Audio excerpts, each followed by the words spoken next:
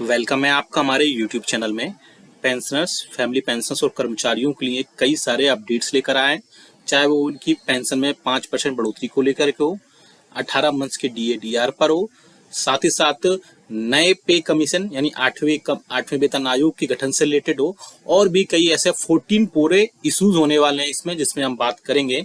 सामने आप एक लेटर भी देख रहे होंगे जो कि लिखा गया है श्री जितेंद्र सिंह जी को, जो कि honourable minister of state for personnel public grievance and pension, government of India है। एक लेटर लिखा गया है। इसके अलावा और भी कई सारे लेटर्स लिखे गए हैं जिनमें पेंशन और फैमिली पेंशन से रिलेटेड कई सारी इंफॉर्मेशन और अपडेट्स होंगी। वीडियो को पूरा लास्ट तक देखिएगा, पूरा अंत तक देखिएगा। वीडियो थोड़ा लॉन्ग हो जाएगा लेकिन बहुत सारी चीजें अपडेट्स दूंगा मैं। बने रहिए आप हमारे चैनल पर। और अगर आप पहली बार चैनल पर आए तो चैनल को फ्री में सब्सक्राइब जरूर करेगा। सब्सक्राइब के ब्लैक बटन को प्रेस करके साथ ही साथ आप हमारे वीडियोस की लेटेस्ट इन्फॉर्मेशन और लेटेस्ट अपडेट्स के लिए घंटे के निशान को यानी बेल आइकन को प्रेस करना बिल्कुल मत भूलिएगा। तभी आपके पास हमारी वीडियोस की लेटेस्ट इन्फॉर्मेशन आ पाएगी और आप हमारे वीडियोस को इसी तरीके से आगे भी वॉच कर पाएंगे। आप हमारे चैनल पर कर्मचारियों, पेंशनर्स और फैमिली पेंशनर्स के वेलफेयर से रिलेटेड कई सारी चीजें हम उनको बताते हैं। साथ ही साथ उनके जो कमेंट्स होते हैं वो कमेंट्स लेते हैं और उनके जो भी सॉल्यूशन करने होते हैं वो हम आपको नेक्स्ट उसमें वीडियोस में लेकर आते हैं। अगर आपको भी कोई डाउट है तो आप हमें कमेंट करके जरूर बताएगा। आप सामने देख सकते हैं कि 18 जून 2024 को ये इंपॉर्टेंट लेटर लिखा गया है श्री जितेंद्र सिंह जी को, जिसमें कर्मचारियों और पेंशनर्स के लिए कई सारी चीजें एक बात की गई हैं, जिनमें से आप देखेंगे मैं इंपॉर्टेंट 14 इसमें लेटर्स में बात की गई है। मैं इंपॉर्टेंट बताऊंगा। आप ये डाउनलोड भी कर पाएंगे। अगर आपको डिटेल में पढ़ना है तो आप डिटेल में भी पढ़ सकते हैं इसको। कमेंट बॉक्स में यस लिखिएगा, उसके बाद इसको डाउनलोड कर पाएंगे। आप सभी को पता है कि 65 लाख पेंशनर्स और बाकी जो कर्मचारी हैं उनके लिए बहुत सारी चीजें टाइम टू टाइम होती रही हैं, लेकिन उसके बाद भी पेंशनर्स और कर्मचारियों की जो डिमांड्स रही हैं वो हमेशा कर्मचारियों और पेंशनर्स के लिए वेलफेयर से रिलेटेड रही हैं। ऐसे में तो central government employees and pensioners की जो यूनियंस और फेडरेशन हैं उसके रिगार्डिंग कई सारी चीजें इसमें रही हैं, जिनमें हम बात करते हैं सबसे पहले पॉइंट की, जिसमें आप पॉइंट नंबर 2 देख पा रहे हैं कि 12 लाख से ज्यादा सिविलियन जो वैकेंट पोस्ट हैं सेंट्रल गवर्नमेंट डिपार्टमेंट्स में, चाहे वो रेलवे हो, चाहे वो डिफेंस हो, चाहे वो पोस्टल हो, इनकम टैक्स हो, CAG हो, इसमें बहुत ज्यादा एक्यूट शॉर्टेज चल रही है मैन पावर की। उसके बाद पेंशनर्स और कर्मचारियों की यूनियन सरकार से बोल रहे हैं कि आउटसोर्स करने की जगह पर परमानेंट पेरेंटियल जॉब, कंटिन्यू जॉब दी जाए, जिसके चलते वहां पर बहुत सारी चीजें वैकेंसी फिल हो पाए और बहुत सारी चीजें लोगों को वहां पर जागरूक लोगों को जॉब्स मिल पाए। बात करते हैं पॉइंट नंबर 3 की, ये भी बहुत इंपॉर्टेंट है। इसमें हम बात करेंगे कि नेशनल पेंशन सिस्टम जो है उसको फिर से विड्रॉ किया जाए। साथ ही साथ सेंट्रल गवर्नमेंट एम्प्लॉइज की जो गारंटीड पेंशन स्कीम थी उसको रिस्टोर किया जाए, यानी ओल्ड पेंशन स्कीम को रिस्टोर किया जाए।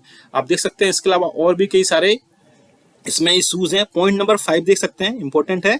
इसमें पॉइंट नंबर 5 में देख सकते हैं 8वें वेतन आयोग को नेक्स्ट वेज रिवीजन के लिए या नेक्स्ट पे कमीशन के लिए 1 जनवरी 2026 से इसको रिवाइज किया जाए। ये कर्मचारियों और पेंशनर्स की बहुत बड़ी डिमांड है कि 8वें वेतन आयोग को गठन जल्द से जल्द किया जाए। हालांकि इसमें पहले भी कुछ अपडेट्स आए थे कि सरकार जल्द से जल्द इस पर लेकर के कोई ना कोई एक कमेटी बना सकती है और उसके बाद 8वें वेतन आयोग का गठन उसमें हो सकता है। अब 6 नंबर का जो पॉइंट है वो भी काफी इंपॉर्टेंट है। आप देख सकते हैं to release the 18 months DA arrears frozen during the COVID-19 pandemic to the central government employees and pensioners।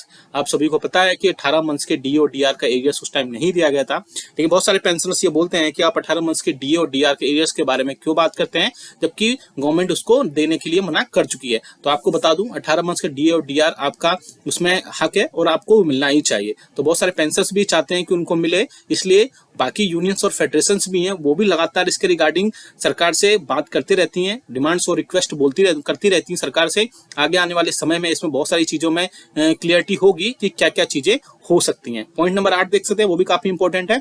To grant 100% compensate appointment to the wards dependent of the deceased employee by removing the 5% ceiling limit. आप सभी को पता है कि compensate जो appointment है वो 5% की सीमित लिमिट है, लेकिन यूनियंस और फेडरेशन सरकार से बोल रहे हैं कि उनको 100% कंपनसेट अपॉइंटमेंट देना चाहिए जो भी उनके डिपेंडेंट, जो भी डिसीज्ड एम्प्लॉइज के डिपेंडेंट्स हैं, और उनको 5% सीलिंग से हटा करके 100% सीलिंग होनी चाहिए। इसके अलावा आप देख सकते हैं पॉइंट नंबर 10 काफी इंपॉर्टेंट है जो आपकी कम्यूटेड पेंशन से रिलेटेड है। Restoration of the commuted portion of the pension to the pensioners after 12 years instead of the present 15 years. आप सभी को पता है कि आपकी जो पेंशन का कम्यूटेशन है वो 15 साल में होता है, लेकिन अब रिस्टोर 12 साल में से पहले उसको रिस्टोर किया जाना चाहिए सरकार की कर्मचारियों और पेंशनर्स की। और यूनियंस कई बार इसके रिगार्डिंग भी पहले भी लेटर लिख चुकी है कि जो कम्यूटेशन पेंशन है उसको 15 साल की जगह कम करके 12 साल या 11 साल या फिर 10 साल तक कर देना चाहिए, क्योंकि 15 साल एक लंबा गैप हो जाता है जिसके चलते पेंशनर्स अपनी कम्यूटेड पेंशन को नहीं ले पाते हैं और उसके बाद में उनको कई सारी चीजें, पैसे होने के बाद भी सारी चीजें नहीं कर पाते हैं। इसलिए उसके बाद में उनको जो कम्यूटेड पेंशन है वो दी जानी चाहिए 12 साल में। सबसे इंपॉर्टेंट एक है कि पार्लियामेंट्री स्टैंडिंग कमेटी ने कई सारे रिकमेंडेशंस दिए थे। उन रिकमेंडेशंस में 5% हर साल 5% के ब्लॉक में पेंशनर्स को रिटायरमेंट के बाद उनको दी जाना चाहिए। साथ ही साथ और भी पार्लियामेंट्री स्टैंडिंग कमिटीज के और ministry of health and welfare के कई सारे और भी जो रिकमेंडेशंस थे उसमें सीजीएचएस भी शामिल था, हॉस्पिटल्स भी शामिल थे, और इसके अलावा 5% जो है उनको पेंशन में बढ़ोतरी का भी दिया गया था। तो उसी के रिगार्डिंग पॉइंट नंबर 11 आप देख सकते हैं 11 नंबर पर, implementation of the recommendation of parliamentary standing committee to enhance the pension of the pensioners by 5% once in 5 years from the date of retirement। यानी आप देख सकते हैं कि जो भी पेंशनर्स हैं रिटायरमेंट के बाद में उनकी बेसिक पेंशन में हर 5 साल के ब्लॉक में 5% की बढ़ोतरी की जानी चाहिए। जैसे 60 से 65 साल के बीच में 5% की, यानी 65 साल की अगर एज पूरी कर लेता है कोई पेंशनर तो 5% की बेसिक पेंशन में उसकी बढ़ोतरी कर देनी चाहिए।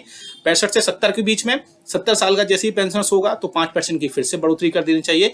हालांकि पार्लियामेंट्री स्टैंडिंग कमेटी इसके रिकमेंडेशन भी किए थे बहुत सारी चीजों पे, अभी उनका इम्प्लीमेंटेशन होना इसमें अभी बाकी रह गया है। पॉइंट नंबर 13 देख सकते हैं, to establish CGHS wellness center in the district as recommended by the parliamentary standing committee of the Ministry of Health, and also to strengthen the CGHS by impelling more multi-specialty hospital and also revising the rates regularly।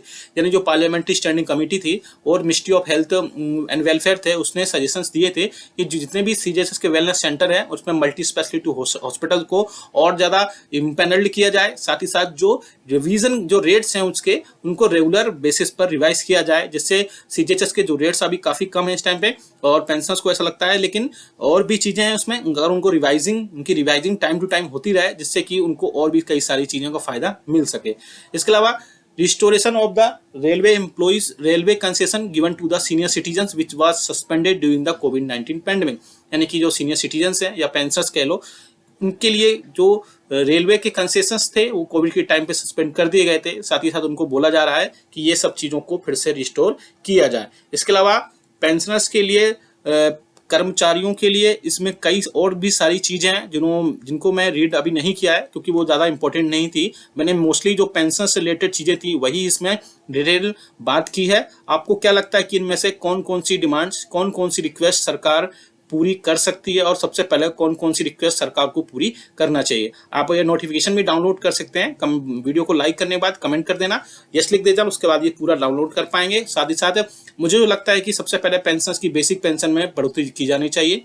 साथ ही साथ 18 months का D और D R के arrears भी मिलना चाहिए। बाकी जो चीजें हैं वो धीरे धीरे होती रहेंगी, लेकिन ये 2 इंपॉर्टेंट रिक्वेस्ट सरकार से जरूर पूरी करनी चाहिए।